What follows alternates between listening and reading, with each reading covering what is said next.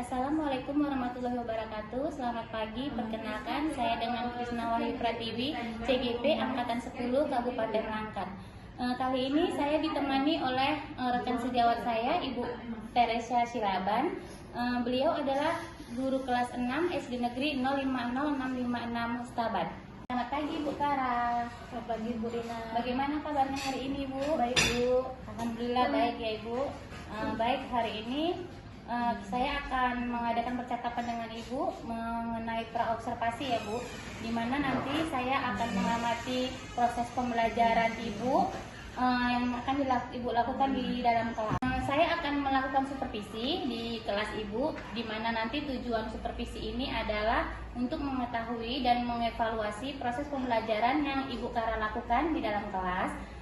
Kenapa kita melakukan percakapan praobservasi? Itu sebagai persiapan Bu, awal sebelum Ibu melakukan kegiatan-kegiatan pembelajaran agar Ibu lebih siap dan lebih percaya diri nanti sehingga memberikan pelajaran yang terbaik untuk siswa-siswi Ibu.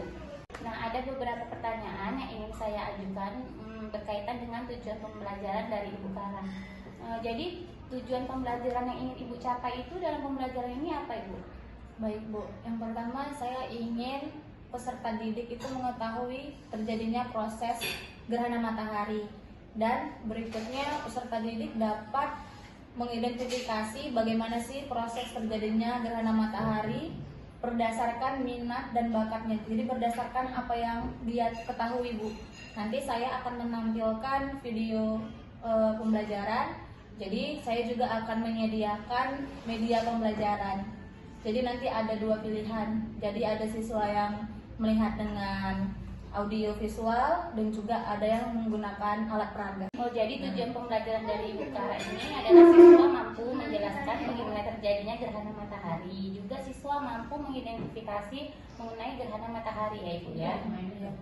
Nah, pertanyaan selanjutnya nih Ibu Kara, bagaimana dengan area perkembangan yang ingin Ibu capai atau yang ingin Ibu lakukan? Baik Bu, nah bagian area yang ingin saya kembangkan atau yang ingin saya capai yaitu dari kognitif siswa dan juga psikomotornya Bu. Jadi dari kognitif dan psikomotornya ya Ibu ya. Nah, saya mau dengar nih dari Ibu Kara, bagaimana perancangan pembelajaran yang ingin Ibu terapkan di dalam kelas, dari metode pembelajarannya, strategi pembelajarannya, dan model pembelajarannya. Baik Bu, strategi pembelajaran yang saya gunakan yaitu klasikal dan kelompok. Jadi Bu, dan juga berdiferensiasi. Jadi berdasarkan minat siswa. Nah, dengan pembelajaran sosial emosional dan untuk model yang saya gunakan yaitu project based learning atau PBL. Serta metode pembelajaran yang saya gunakan yaitu tanya jawab, penugasan, diskusi dan juga praktik Bu. Jadi rancangan yang ingin Ibu Kara lakukan di kelas ini yaitu strateginya adalah klasikal dan kelompok ya Bu ya. Kemudian di model ada project dan based learning. Kemudian metodenya itu ada tanya jawab, penugasan, diskusi dan praktek ya Ibu Kara ya. Oke. Nah Ibu Kara, kira-kira media apa ini yang Ibu gunakan di dalam kelas nanti? Baik Bu, jadi media yang saya gunakan yang pertama video pembelajaran, dia referensinya dari YouTube, dan yang kedua saya model peragaan, baik itu globe sebagai bumi dan alat peraga bumi dan bulan dan juga matahari. Jadi media yang Ibu Kara gunakan itu adalah video ya Ibu ya. Video, kemudian juga ada alat peraganya berupa globe ya Ibu Kara ya. Baik Ibu. Kemudian Ibu Kara, jadi kapan nih Ibu akan menerapkan pembelajaran ini? Di hari apa, di kelas berapa, dan di jam keberapa? Baik Bu, saya akan menerapkan pembelajaran ini di kelas 6 di hari Selasa di jam ketiga dan jam keempat. Nah, jadi di kelas 6 ya Ibu, di jam ketiga dan jam keempat. Baik, berarti saya akan datang ke kelas Ibu nanti untuk melakukan supervisi di jam 3.4 ya Ibu. Saya akan mencatat hal-hal mengenai proses pembelajaran Ibu juga, apa yang terjadi di dalam kelas Ibu Kara. Kemudian setelah observasi nanti kita akan melakukan obrolan-obrolan seperti ini lagi untuk pasca observasinya ya Ibu Kara.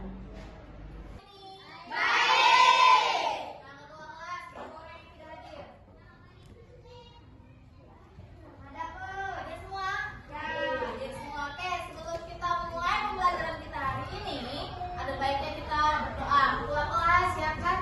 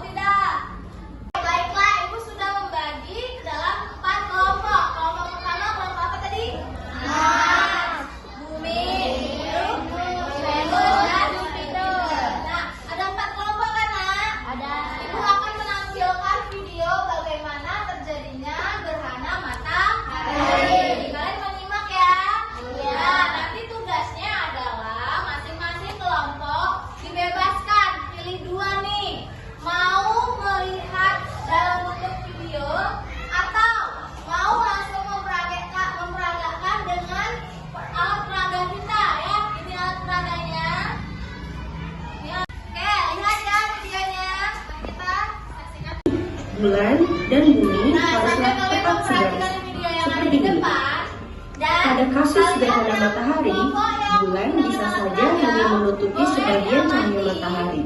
Peristiwa ini disebut gerhana matahari sebagian. Jika bulan berada lebih dekat pada posisi apogee matahari dan menghasilkan bayangan pada permukaan bumi. Sebaliknya, setiap peristiwa purnama terdapat kemungkinan bumi menutupi cahaya matahari dan menghasilkan bayangan di piringnya bulan. Peristiwa ini disebut gerhana bulan. Gerhana bulan terjadi ketika bulan berada di belakang bumi. Lalu mengapa tidak terjadi gerhana setiap bulan? Kami dari kelompok Mas akan mempresentasikan tentang gerhana matahari. Matahari, bulan, bumi. Senang kalau pembelajaran di luar ini angkat jempolnya. Oke, semua yang pada senang. Mau tanya nih, apa sih yang kalian senangi dari pembelajaran yang ibu lakukan tadi, yang ibu berikan tadi? Adakah? Ya, silakan lagi yang membuat praktek. Tiga peragaan gerhana matahari. Oke, satu. Silakan. Satu. Dua. Tiga. Sedia ingin menutup? Silakan. Silakan Izam.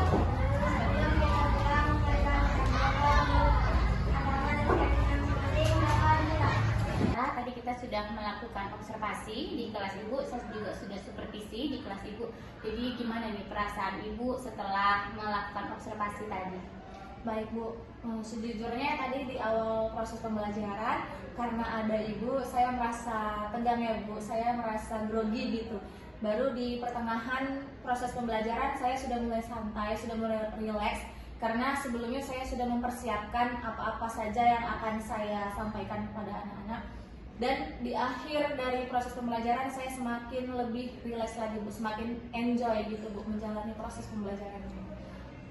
Nah, kemudian ibu bisa ibu ceritakan kembali mengenai area yang ibu kembangkan di dalam kelas, juga tahapan-tahapan pembelajaran yang ibu terapkan di dalam kelas tadi. Baik Bu, area yang saya kembangkan yaitu dari kognitif dan psikomotornya siswa.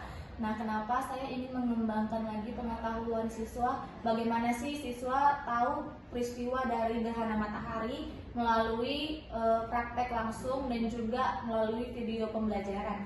Serta saya awalnya itu pastinya mempersiapkan ya Bu ya. Untuk tahapan-tahapannya saya mempersiapkan apa-apa saja yang akan saya perlukan, mulai dari persiapan pembelajaran, RPP, media, metode, dan modalnya gitu. Nah, baik Ibu. Jadi tahapannya tadi Ibu dimulai dari perangkat ya Bu, kemudian menyiapkan media pembelajarannya. Kemudian menurut Ibu ini sejauh mana area pengembangan yang Ibu sampaikan tadi, apakah sudah berhasil dilakukan atau belum?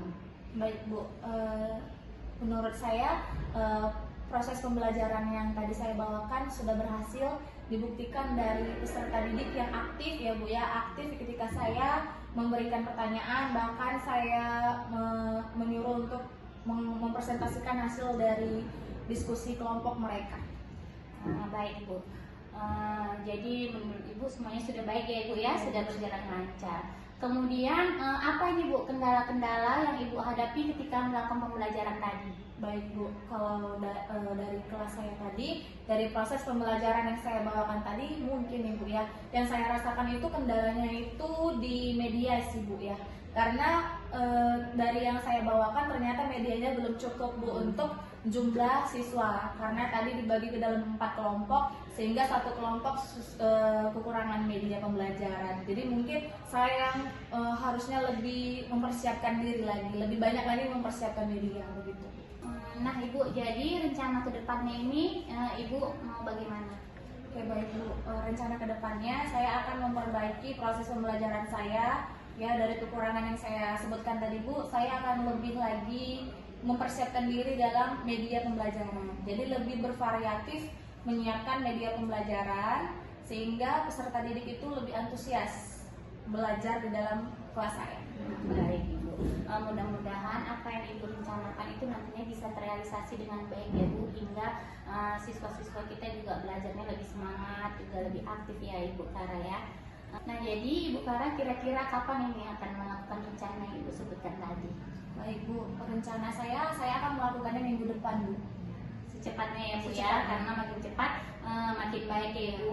Baiklah, terima kasih Ibu Kara. Semoga rencana yang Ibu keluarkan tadi atau rencana yang Ibu sebutkan tadi cepat terrealisasi dengan baik ya Ibu. Terima kasih Bu.